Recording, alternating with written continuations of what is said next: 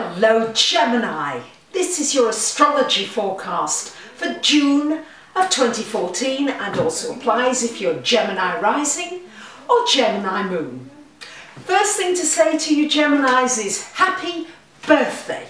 I hope you have a wonderful time and that this is going to be a really great and successful year ahead for you. So the first thing to tell you is that your ruler Mercury on the 7th of the month goes retrograde. First of all, it's retrograde in Cancer until the 18th of the month, and then from the 18th until the 2nd of July it actually goes retrograde in your sign. So, main thing to say to you is Geminis, be very careful about your communications. I know communication is important to you, but during the retrograde, try not to speak things too quickly. You might just blurt something out and think, maybe I should have just waited on that. Usual things apply with the retrograde. For you though, this month, when I say usual things, try not to sign important contracts, try not to open up new deals. However, if something's been going on for a while, you may complete it during the retrograde. For you, with the sun in your first house for much of this month, this is a time for re-evaluating, rethinking, with it coming into your sign, how you want to present yourself. That was Mercury retrograde moment there, I had to think carefully. To re-evaluate, you know, how you dress, your personal presentation, your business presentation, it's how you promote yourself, how you want to be seen here. Yes, it's birthday month as well, so this is a new year beginning. What are your goals for how you want your health to be, for how you want to be seen by other people, how you want to be received? These are all things to be thinking about, as well your communication skills. How can you improve your listening skills? How can you improve your speaking, your verbal skills? Because many Geminis, of course, you're already excellent, but because the technology is moving so quickly now, we all need to move more quickly. And so mentally, you'll get a little bit of a break here to really research, reevaluate, maybe study some more technology or more advances connected with health or connected with computers or your work. You know, what is it you need to learn more, go a bit more deeply into? Geminis, you do like to skate along the surface. What do you need to go deeply into? That's what's being asked of you here. Now, on the 13th of June, opposite the sun, we have got a full moon in playful Sagittarius in your 7th house of relationships. This could bring a lovely new relationship into your life. It could bring plans for getting married. It could also bring a new business partnership into your life. It certainly shines a light on relationships. So if you want to get into a relationship, time to explore it, time to be open to something new coming in. Maybe traveling, maybe a foreign person, somebody from a different culture to yourself.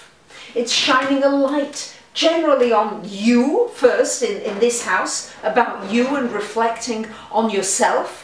But the moon here also is reflecting on relationships and how you are in your relationships and what you want from your relationships. A new moon in this house can bring new stimulation, new beginnings to an existing relationship. You can resuscitate something, recharge it. It's a fire sign, so you can really charge some powerful energy into your relationships and renew them at this time. For the first 3 weeks of the month until the 23rd of June, we've got Venus in your 12th house, which is a wonderful time for anything metaphysical, astrology, tarot, numerology, having a reading, giving a reading.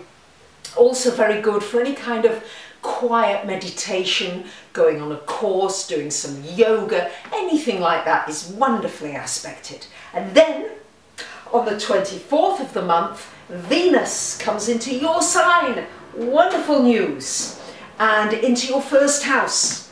So it's going to make you extra charming, it's going to make you extra sociable, it's going to bring potentially somebody nice into your life that you can really relate to and enjoy and share common interests with. And generally it's just a great time to do something nice to beautify yourself, to make yourself more attractive in some way, do something that makes you feel good about you.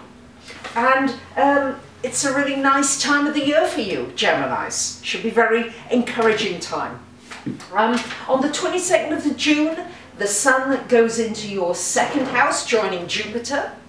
Now, wherever Jupiter is, it enlarges things, it magnifies. So this is your house of money. So it's shining a light on finances. Yes, money could be going out as quickly as it's coming in with Jupiter there, but the Sun shining a light on your finances. Perhaps you set some new goals financially when the Sun was here now, the first 3 weeks of June. So now time to put into action some of those financial goals. It's shining a light maybe on how you spend money, what you do with money, and possibly a new business idea that you might want to develop, bring to fruition.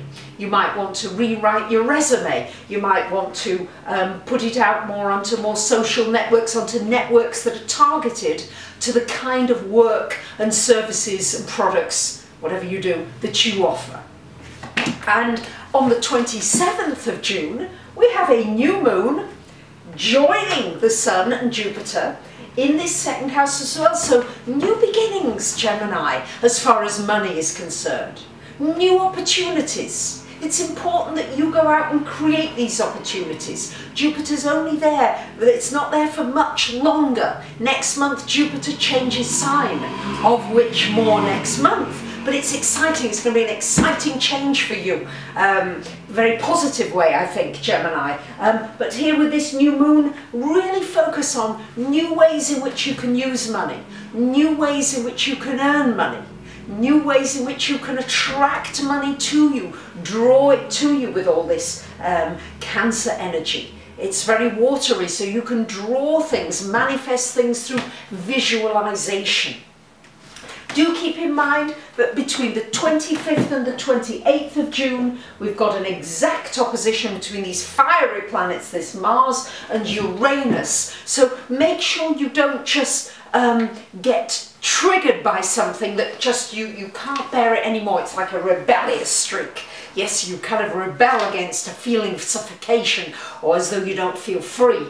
Just make sure you're not acting too precipitously. Preferably wait until after the 28th before doing anything, and during it, take several deep breaths. And go for a drive, go for a walk, go for a run, just to get something off your chest, should that get triggered. So we're still under the influence of this Grand Cross, as I've been talking about, so it's still affecting you with your finances, with your creative energy, with your friends. Lots of change happening for you, Geminis, yes I know, but next month when Jupiter changes sign, some, not all, but some of the pressure of that Grand Cross will be reduced. And I will share it with you, of course, next month. So, thank you for sharing, for subscribing, for commenting. You might want to sign up for my free newsletter. And of course, if you want to come for a reading, I'm always delighted to hear from you. Thank you for listening. Bye for now.